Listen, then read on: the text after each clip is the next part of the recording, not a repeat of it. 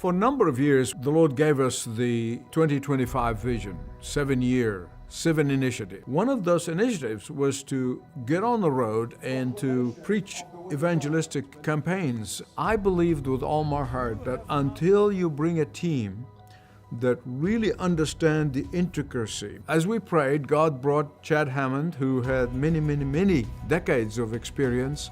An evangelistic campaign has 3 basic building blocks. First of all, it's mobilization. The second is the proclamation event. This is where Dr. Youssef will come and proclaim the gospel. And the third element is going to be the follow-up. So we're going to come into a city and we're going to start mobilizing the city by doing 2 outreaches. First is a ministry called Come and See. We're going to ask Christians to go get their unsaved friends, neighbors, co-workers, and have them come and see and bring them to a proclamation event where Dr. Youssef will preach the gospel. Now this Come and See program will start about 7 or 8 months before Dr. Youssef gets to the town. When they shared with me what they will do in the sense that they will train people to bring people to the event, and then we're not just going to leave, but we're going to leave a team of people trained to do the follow-up and disciple. I'm about building the churches.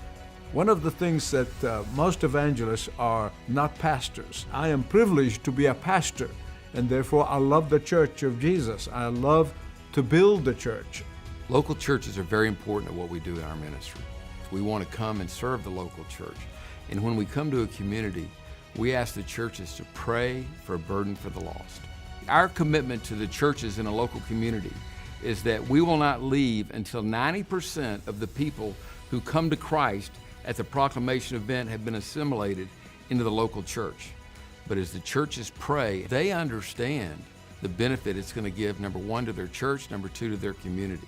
I am a servant of the local pastors. I am here to serve the local pastors. So when I come into a town, I'm not coming to take people from the church. I want to add people to the church. We did some research on various cities, and so right now we're looking at 5 basic areas. Number 1 is Middle Georgia. The second is up in New England. The third city is Dublin, Ireland. We're also talking to some cities in Australia.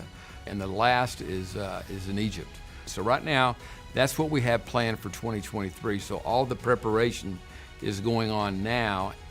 Recently, we held a pastor's luncheon in Macon, Georgia, and listened to them and got their feedback, and were able to give a lot of information to the pastors so they can take that back to their churches. And also, every pastor in that room was selected. And it was done after we kind of went through and just tried to find out who are the leaders in this city.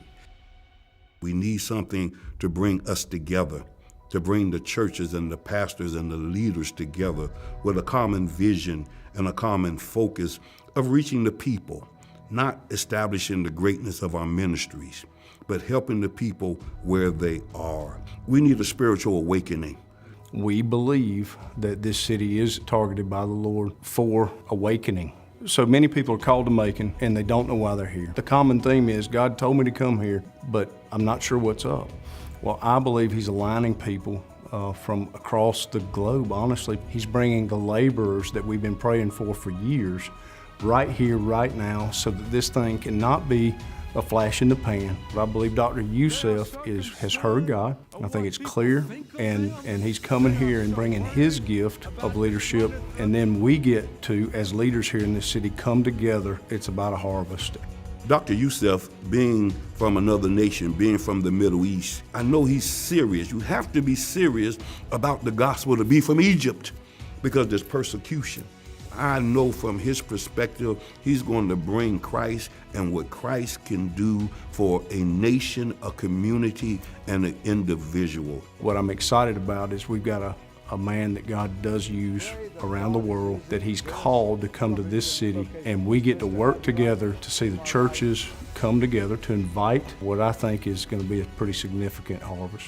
And the beauty of what's happening right now is this is bigger than Macon, because we know that the fruit of the Spirit is what produces real unity and love down the road.